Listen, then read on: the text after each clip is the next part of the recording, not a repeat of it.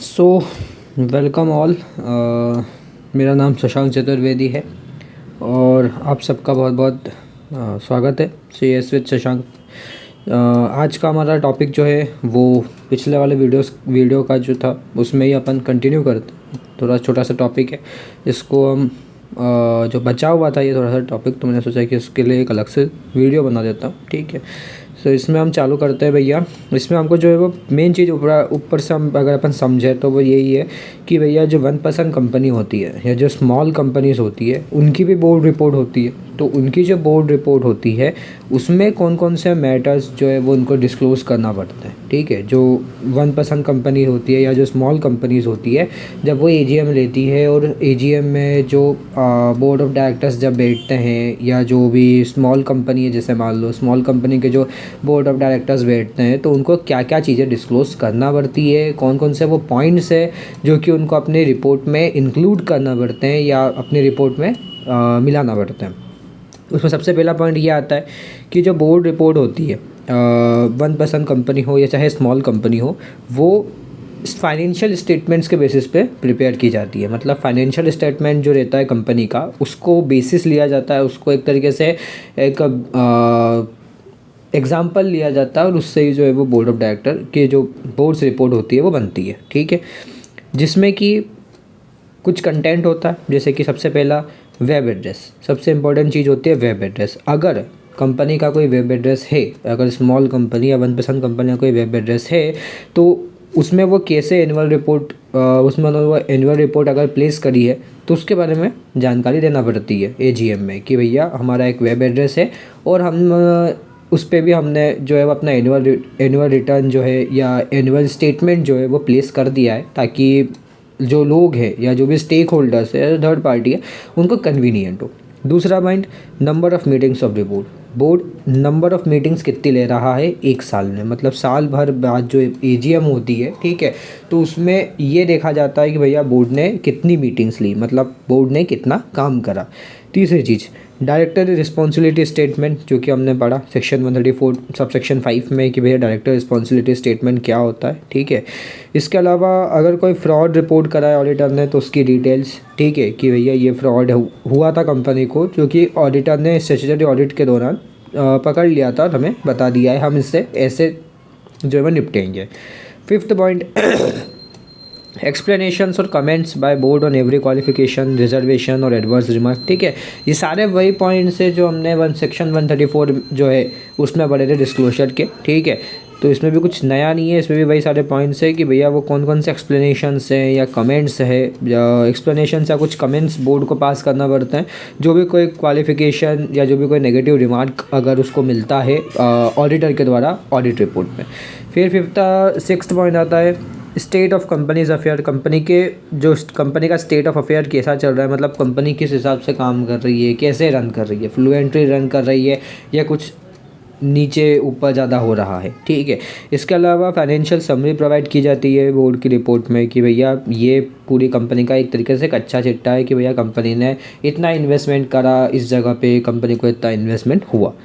Material changes अगर कोई हुए हैं फाइनेंशियल ईयर में तो कंपनी को वो चीज़ डिस्क्लोज़ करना पड़ती है। ठीक है, कि ये मटेरियल चेंजेस कंपनी में लाए गए और इससे कंपनी का बिजनेस कुछ इस प्रकार से अफेक्ट होने वाला है। ठीक है, details of directors who were appointed और have resign during the year. उन डायरेक्टर्स की डिटेल्स जो कि भैया कंपनी में अपॉइंट हुए थे या जिन्होंने कंपनी से रिज़ाइन कर दिया था ड्यूरिंग द पीरियड, ठीक है, उनकी जानकारी भी कंपनी को देना पड़ती है अपनी रिपोर्ट में कि भैया ये जो फलाना डायरेक्टर है या जो इतने डायरेक्टर्स हमने अपॉइंट करे और इतने डायरेक्टर्स जो है वो रिटायर बाय रोटेशन हो गए या वॉलेंटरी रिटायरमेंट ले लिया। फिर आता है आखिरी पॉइंट, डिटेल्स और significant and material orders pass by regulators. ठीक है, वो सारे मटेरियल ऑर्डर्स की डिटेल्स देना पड़ती है बोर्ड को अपनी बोर्ड रिपोर्ट में, जो कि भैया रेगुलेटर्स या जो कोर्ट्स होते हैं जैसे कि एनसीएलटी हो गया या हाई कोर्ट हो गया, सुप्रीम कोर्ट हो गया, ये ट्राइब्यूनल्स हो गए, ठीक है, उन्होंने भैया कंपनी के ऊपर पास करें, जिससे कि कंपनी का स्टेटस ऑफ अफेयर कहीं ना कहीं अफेक्ट हो रहा है।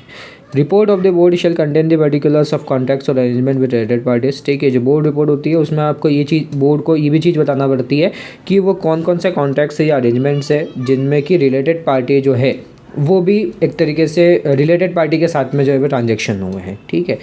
तो ये वही पॉइंट्स है सेक्शन जो 134 में हमने पढ़े थे कि जो कंपनीज़ को डिस्क्लोज़ करना पड़ता है, ठीक है। तो जो 1% कंपनी है, स्मॉल कंपनी, उनके लिए भी कोई अलग चीज़ नहीं है, उनको भी ये सब चीज़ें डिस्क्लोज़ करना पड़ती है अपनी रिपोर्ट में।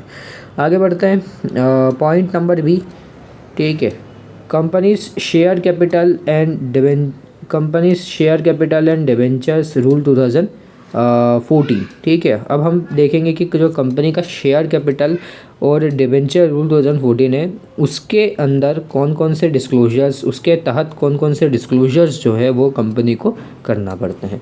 सबसे पहला इसमें पॉइंट आता है equity share with differential rights, ठीक है। Equity share with differential rights अगर इशू करें कंपनी ने, तो वो चीज़ कंपनी को डिस्क्लोज ऑफ करना पड़ती है, ठीक है। इसमें अलग अलग पॉइंट्स है बहुत सारे, तो देखो समझते हैं। सबसे पहले पढ़ते हैं कि ये क्या कहना चाह रहा है, उसके बाद में हम एक पॉइंट्स को समझेंगे। Rule 4 sub rule 4 provides that the board of directors shall inter alia disclose in the board's report for the financial year in which the issue of equity shares with differential rights was completed the following details namely. Rule 4 sub rule 4 जो है company share capital and debenture rule 2014 का ये कहता है कि जो board of directors हैं उनको डिस्क्लोज़ करना है अपने बोर्ड की रिपोर्ट में एक फाइनेंशियल ईयर में in which the issue of equity share, जिसमें कि भैया equity share with differential rights company ने इशू करे हैं, ठीक है, और वो कंप्लीट भी हो गया है। फॉलोइंग डिटेल्स मतलब जो issue of shares with differential rights है उनसे जुड़ी हुई जो डिटेल्स है बोर्ड ऑफ डायरेक्टर्स को रूल 4 सब रूल 4 के अकॉर्डिंग बोर्ड की जो रिपोर्ट है उसमें प्रोवाइड करना पड़ता है। सबसे पहला total number of shares allotted with differential rights, total कितने शेयर्स जो है वो अलॉट करे हैं डिफरेंशियल राइट्स वाले।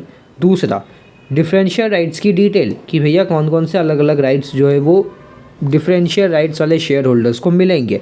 वोटिंग राइट्स से जुड़ा हुआ और डिविडेंड से जुड़ा हुआ खास तौर पर डिस्क्लोजर करना पड़ती है। तीसरा percentage of shares with differential rights, कितना परसेंटेज ऑफ शेयर्स हैं डिफरेंशियल राइट्स वाले total post equity share capital के with differential rights issued any point of time, and percentage of voting rights which the equity share capital with differential voting rights shall carry, और कितना percentage of voting rights वो equity share holders के पास में रहेंगे जिनके पास में differential voting rights वाले shares हैं, ठीक है।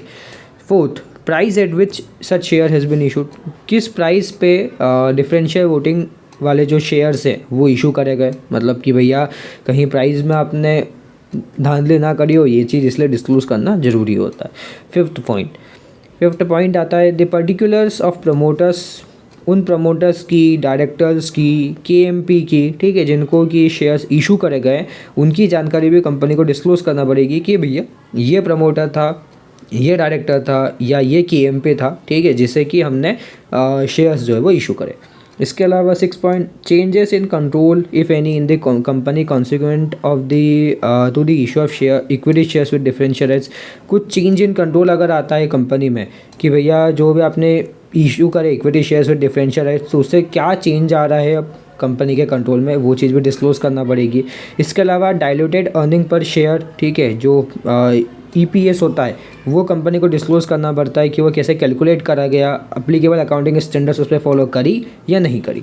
और सबसे आखिरी पॉइंट आता है इसमें the pre and post issue share holding pattern, ठीक है, कि प्री और post issue share holding pattern क्या था, साथ में वोटिंग राइट्स, ठीक है।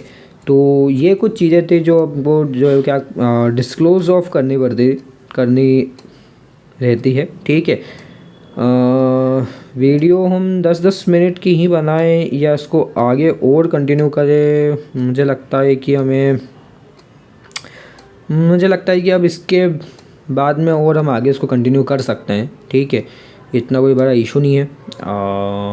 ठीक है 2 पॉइंट्स हमने कवर करे आज। एक था भैया मैटर्स जो कि 1% कंपनी स्मॉल कंपनी को बताना पड़ता है, और दूसरा हमने चालू करा कंपनीज का शेयर कैपिटल और debenture rule 2014 equity share with differential rights, ठीक है। तो हम आगे अब जो है issue of sweat equity share इसके बाद वाले वीडियो में पढ़ लेंगे। Issue of sweat equity share और issue of employee stock options, ये दोनों पॉइंट्स हम अगले वीडियो में कवर करेंगे। देन फिर उसके बाद में कंपनीज अपॉइंटमेंट एंड रेम्यूनरेशन वाला एक जो पॉइंट है उसको कवर करना है, ठीक है। सो आज के लिए इतना ही बहुत है I think.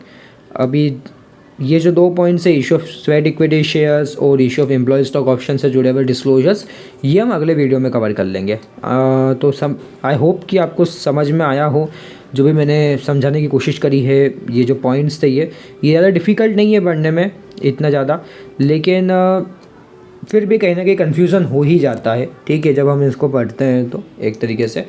So I hope कि आपको मेरे जो वीडियोज़ है वो समझ में आ रहे हो। मैं उम्मीद करता हूँ कि आपको ये पसंद आए, और अगर आपको कोई सवाल है, अगर आपको कुछ क्वेरीज़ हैं, ठीक है, तो आप वो चीज़ कमेंट सेक्शन में मुझसे पूछ सकते हो। बिल्कुल कमेंट सेक्शन आप सबके लिए ओपन है, कोई दिक्कत नहीं है। आपको अगर कोई दूसरे टॉपिक पे वीडियो चाहिए तो दूसरे टॉपिक पे भी मैं वीडियो लाने की बिल्कुल कोशिश करूँगा। ये चैप्टर हमारा कंटिन्यू में चल रहा है, इसलिए मैं सोच रहा हूँ कि इस चैप्टर को पूरा कंप्लीट करके मैं कंपनीज़ एक्ट पे एक थोड़ा सा वीडियो बनाऊँ, शॉर्ट जो छोटे छोटे से वीडियोस एक तरीके से, जिसमें इंपॉर्टेंट सेक्शंस कवर कर लिया जाए। लेकिन ये भी चैप्टर अच्छा है, इसको थोड़ा इंपॉर्टेंट चैप्टर है ये भी एक तरीके से, इसलिए इसको भी कंप्लीट करना ज़रूरी है। सो आई होप कि ये आपको समझ में आया हो। मैं आशा करता हूँ कि आपका दिन अच्छा रहे, और आप सब बिल्कुल बने रहे, आगे और अच्छे अच्छे वीडियोस आपको देखने को मिलेंगे। Till then, thank you, okay, bye bye.